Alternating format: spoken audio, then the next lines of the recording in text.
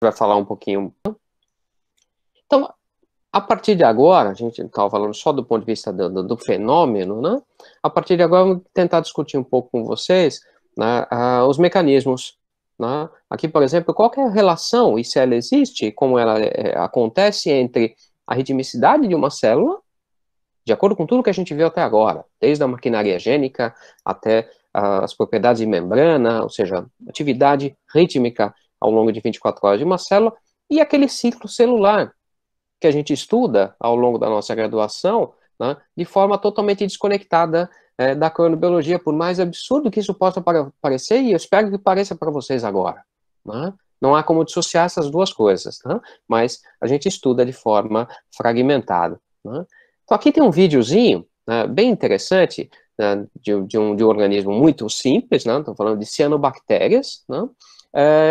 Que a gente, tenho certeza que vocês já viram, né? Essa multiplicação de bactérias visto num time-lapse, né? Visto num vídeo. E a gente não percebe, não, na verdade os vídeos não mostram isso claramente, mas a gente tem ritmo nisso. Então vou mostrar para vocês, espero que vocês consigam ver, mas a gente tem fases, né, de maior proliferação e fases de ausência de proliferação. Né? Então é isso que acontece de fato na realidade. Esse vídeo, né, ele é dessa publicação que está aqui embaixo, depois vocês vão ter acesso à aula e vão conseguir acessar o texto completo, né? Mas os indivíduos pegaram essas cianobactérias e fizeram manipulações do claro escuro, mostrando que aqui elas se proliferam e se dividem na luz, né, e não no escuro. E se a gente modular esse ritmo claro-escuro, modula também essa velocidade tanto do alongamento da bactéria e depois da sua bifurcação, da sua divisão, propriamente dito, né? Ou seja, tem ritmo, né, no ciclo celular. Trazendo um pouco mais para a nossa área agora, então a gente sabe que tem um organismo, pegar um exemplo do nosso organismo, um exemplo do organismo humano, que é razoavelmente mais complicado, não mais complexo do que uma bactéria. Mas mesmo assim, né, no final das contas, nós somos junções de diferentes relógios, junções de diferentes pequenos sistemas, pequenos grupamentos de osciladores. Então, será que eu, perturbando essa comunicação desses sistemas de osciladores, será que isso gera alguma repercussão para a nossa capacidade de divisão celular, de multiplicação celular? Então a gente sabe que se eu tiver uma redução, é isso que eu vou demonstrar para vocês daqui a pouco, principalmente da comunicação, da coerência do sinal do sistema de temporização, eu tenho, sim, prejuízos no controle de proliferação e diferenciação celular, das mais variadas formas, desde o controle da apoptose até da própria angiogênese, ou seja, da capacidade de gerar vasos para nutrição de tecidos em alto grau de proliferação, o que é um ambiente, o que gera, na verdade, um ambiente ideal para o desenvolvimento tumoral. Né? Então, vamos tentar fazer a ligação das duas coisas agora. Então, a gente lembra claramente, né, que a gente tem diferentes genes que vão gerar diferentes proteínas, né, cuja ciclicidade gira em torno de 24 horas. Então, lembra quando a gente conversou sobre clock bimol, a gente falou sobre peri e cry, né? A gente tem alças de retroalimentação que envolvem o retorno de peri e cry para bloquear clock bimol e assim fechando o ciclo a cada 24 horas. Isso a gente conversou nas nossas primeiras aulas do curso. Aqui, eu sei que está pequenininho, mas são genes que são controlados pelos genes relógio. A gente falou sobre eles também na aula de biologia molecular. Esses genes que são controlados pelos genes relógio, eles têm diferentes funções. Né? E uma das funções de algumas classes desses genes, é interferir e controlar, né, o ritmo de diferenciação celular na expressão de divisão. Estou pensando na mitose, estou pensando em diferença de expressão. Então aqui a gente tem... Professor, Diga. uma dúvida. Mário, Hum, então a dessensibilização entre o núcleo supraquiasmático e os osciladores periféricos no envelhecimento participa desse interplay com o ciclo celular? fantástico. Sim, participa. Eu vou mostrar um pouco mais para frente alguma coisa sobre isso, mas o importante é a gente imaginar que a manutenção da organização temporal interna ela é fundamental para que haja coerência na sinalização de cada uma das células, né? E uma vez que a gente, ao longo do envelhecimento, a gente vai tendendo a aumentar o ataque, por exemplo, ao material genético individualmente em cada uma das nossas células, sem dúvida, né? A informação temporal, ela ajuda a manter essa estabilidade. Vou mostrar daqui a pouquinho isso com outro exemplo. Então, aqui a gente tem clock e bemol, né? E aqui a gente tem três elementos que são os nossos oncogenes, né?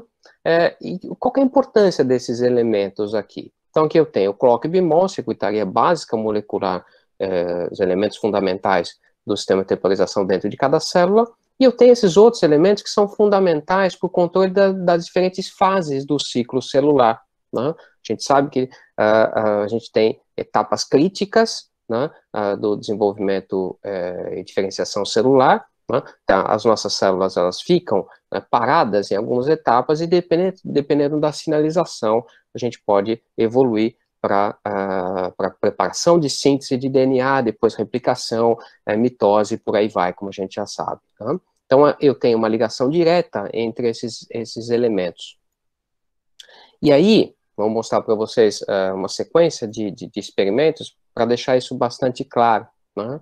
Então, aqui é um primeiro deles. Tá? Vamos começar pelo título aqui. O que a gente tem uma desregulação na expressão do sistema de temporização e dos genes controlados pelo sistema de temporização, tá? Em pacientes com leucemia, né, crônica.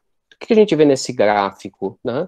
A gente percebe, aqui é regulação, então acima de zero é que tem sobre-regulação, tenho mais expressão do que o normal, abaixo de zero eu tenho menos expressão que é normal.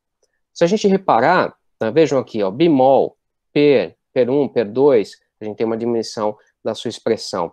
MYC, ciclina D1, né, são oncogenes clássicos que têm uma expressão aumentada. O que isso mostra para a gente? Que essa ligação entre clock e bemol e esses oncogenes, né, essa ligação ela se quebra, né, numa situação, por exemplo, aqui, numa situação de leucemia crônica, né, que a gente tem uma expressão aumentada dos oncogenes. Né? Agora, será que eu posso fazer a leitura ao contrário? Se eu perturbar o sistema de temporização, eu posso levar a um quadro parecido com esse? E é o que eu mostro aqui, né, num outro experimento. Né? A gente tem basicamente os mesmos genes, mas aqui o que a gente tem? Né? Uma comparação de indivíduos, tá? Todos esses indivíduos têm câncer, né? Mas uma comparação de indivíduos que trabalham em turno com os indivíduos que não trabalham em turno. Então vejam que eu tenho uma interação entre trabalhar em turno e ter maior expressão de oncogenes, né? Isso mostra ou reforça aquilo que o John já falou para vocês em aulas anteriores, né? O quanto que o trabalho em turno, o trabalho noturno, ele está relacionado, sim, com o aumento da ocorrência de câncer, né? Das mais variadas formas, notadamente do câncer de mama, inclusive, né? Então, isso mostra associação, isso mostra uma ligação. Aqui eu tenho um outro exemplo, que acabou de sair, foi publicado agora no final de 2019, mostrando uma manipulação possível, que é um jet lag crônico. Né? Então, John comentou com vocês na aula passada sobre jet lag, né? Não estou falando mais de jet lag social, estou falando de jet lag real. Né? Então, toda vez que a gente atravessa diferentes fusos, no caso aqui no modelo animal, o que a gente faz a cada determinado número de dias, a gente modifica a fase no claro e escuro, né? A gente gera um desafio temporal. Quando esse desafio temporal é único, isso não tem repercussão nenhuma. Né? Agora, quando esse desafio é crônico, tá? Isso passa a ter repercussões sobre o nosso organismo, repercussões no metabolismo, repercussões, inclusive, na memória. Tem um trabalho que eu nunca esqueço, que eu acho extremamente bonito, né? Apesar de trágico, né? Mostrando em pilotos de avião que estão submetidos a mudanças crônicas de fusos, né? Por muito tempo. Quanto menor for, né, o tempo de descanso desses indivíduos entre um voo e outro, né, maior né, a diminuição de área, né, no hipocampo desses indivíduos. É um trabalho muito, muito interessante, não é exatamente aqui no que a gente está falando, mas o que a gente está falando aqui é que isso foi feito agora em 2019, mostrando que o jet lag crônico, né, ele é capaz de aumentar a expressão de oncogenes, e o aumento dessa expressão de oncogenes faz com que eu tenha uma diminuição da ação de um determinado fármaco, que aqui está só o código dele, né, que é um fármaco para tratar desenvolvimento tumoral. Então, imaginem, vamos ligar as duas coisas. O John acabou de mostrar para vocês que diferentes drogas têm diferentes efeitos em função do horário do dia.